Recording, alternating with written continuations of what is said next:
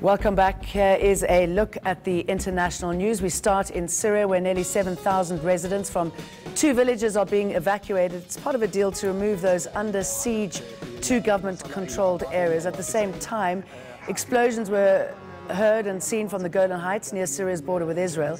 The Israeli military is turning away Syrian civilians fleeing the chaos. The war's been raging for nearly 7 years, killing an estimated 500,000 people. Some 11 million have been driven from their homes. Rescuers in New Delhi are searching for survivors in the rubble of a collapsed building. 3 people died after a 6-story building collapsed on Tuesday. It's feared that 50 others are trapped inside. Building collapses in India are more common during the monsoon season. Poor building materials are a contributing factor. Billionaire entrepreneur Elon Musk is apologizing for comments he posted on Twitter during the rescue of a dozen schoolboys and their coach from a cave in northern Thailand. Musk referred to the lead diver as a pedo. The Tesla Inc. founder says he reacted out of anger when rescuers rejected his idea to build a miniature submarine. The diver is getting legal advice. Police Minister Bekele and his team plan to make 100 surprise visits to police stations to mark Mandela's centenary year. His first early morning stop was Sunnyside Police Station in Pretoria, and our reporter Ditiro Selepe was there. An early morning for the police minister and his team as they make their first of 100 unannounced visits to police stations. Their first stop, the Sunnyside Police Station. Minister of Police Bekele says this is their 67 minutes for Mandela Day. There's one police station that a lot of concerns have been raised. So wanted National Commission, myself and the rest of the senior management to come and see what's the story. We've spent almost an hour here having some inspection. There are things that they are doing good, but there are things that will need to be fixed. After a thorough inspection, the minister says the number of foreign nationals in the cells at the police station are a concern. Indeed, the foreign nationals, especially those that are undocumented, give us a lot of problem when you deal with crime, because you can't raise their fingerprints, you can't raise their DNA and everything. So we are working as a government, as a cluster, to improve that situation. The minister makes more visits today. Ditiro Selepe, Pretoria. Well, after this program, Let's Have It Out is next, and sitting with me is tonight's guest presenter to tell you more. Sukunati Manchacha is the deputy editor of the Financial Mail. It's very good to have you with us. What are you going to be talking about? Jane, we are going to be talking about the South African Revenue Service and generally tax in this country, the secrecy around it and what really is SARS all about and what can be done to put it back where it really belongs, which was one of the best tax agencies in the world. And do you think there is any chance of it ever getting back to that point? I mean, it's been studied across the world, hasn't it? We are a nation of last minutes. We always pull back from the brink. Especially, right? Definitely. We always pull back from the brink, and that's where we are right now. We actually have never tipped over, and we definitely can get the agency back to where it needs to be. Well, what is it going to take, though, to get them there? And my guest, your guest is going to... My guest, Johan van Logerenberg, he actually worked at SARS until 2015 for 16 years and was part of the top investigations team there, the tax enforcers, and he's going to take us through it all, and we'll see how it goes. Yeah, because I should imagine one of the big problems with many of these companies is that a lot of the figures who've been involved in destroying it are still there, aren't they? So, you know, how hard is it going to be to overcome or to impose any sort of change when you've got that negative factor? Look, there definitely are all sorts of people there. There's 14,500 good people that work at SARS, and then you have a bunch of people who are there for totally different reasons than what the agency stands for. Overall, these are the people that have actually made the organization what it was, and then we had some negative influences take us where we are now. We will be indeed investigating that. How do we get back on top, and how do we all contribute our taxes to build this beautiful country of ours? Well, obviously I don't want to spoil the surprises of your show, which you're going to be hosting next. So, I mean, you're obviously very comfortable in answering those questions. How do you feel about being the host? That's a very different story. It's much better than when you are conducting the interview yourself and I'm only responding to you. But let's see how it goes in the next 10 minutes. Did you sleep last night? Were you able to sleep, or were you I staring actually at the really ceiling did. in fear? I actually really did try to get out of it and wondered what I got myself into. But hey, we are here now, though, so let's... You got to just go for it, right? Absolutely. What are you looking forward to the most?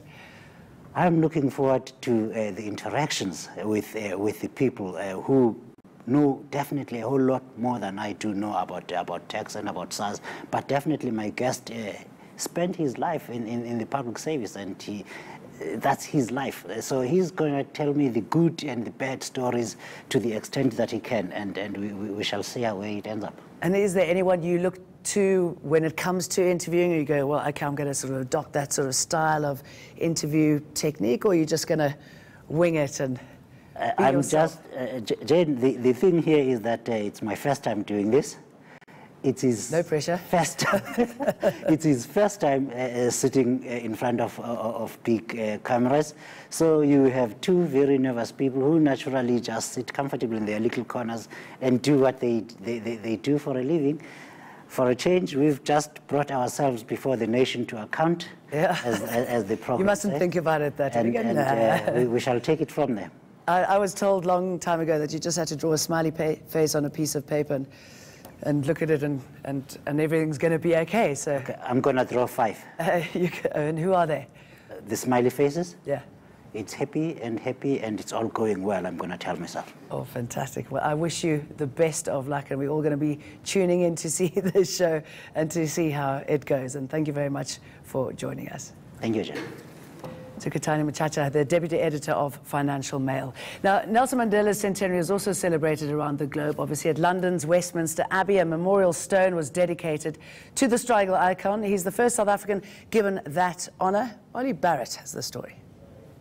A half-hour service here at Westminster Abbey in central London. It was attended by the South African High Commissioner to the UK. She gave the address inside the Abbey.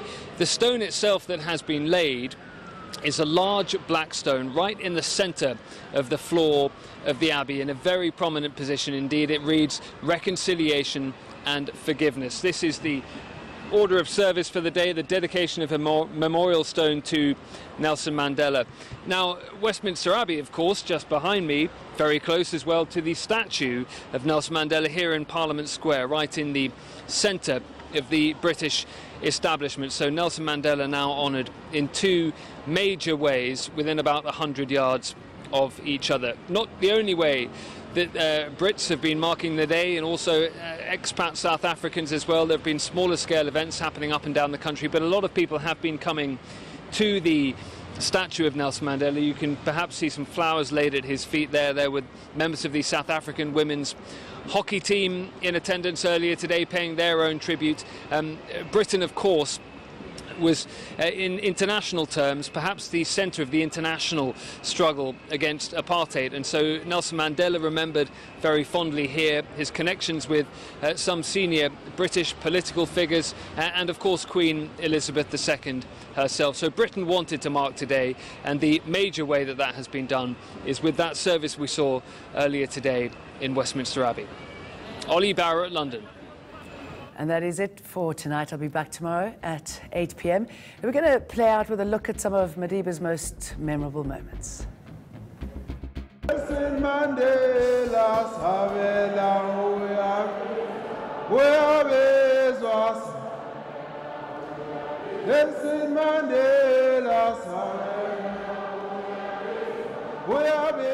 your struggle, your commitment, and your discipline has released me to stand before you today.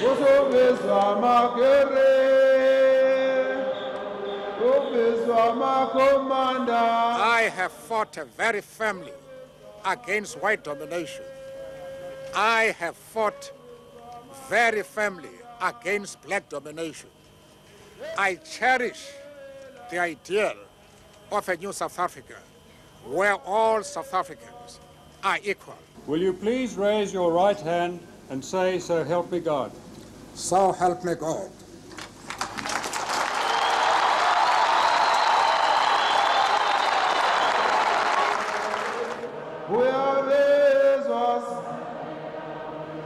Nelson Mandela,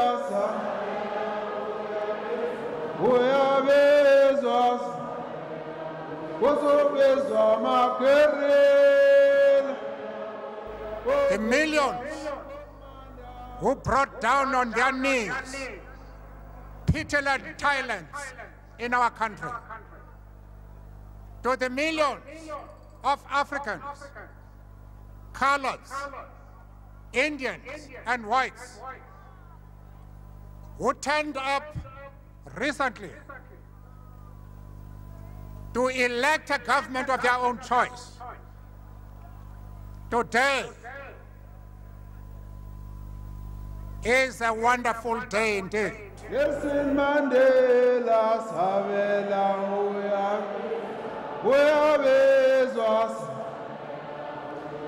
Nelson Mandela,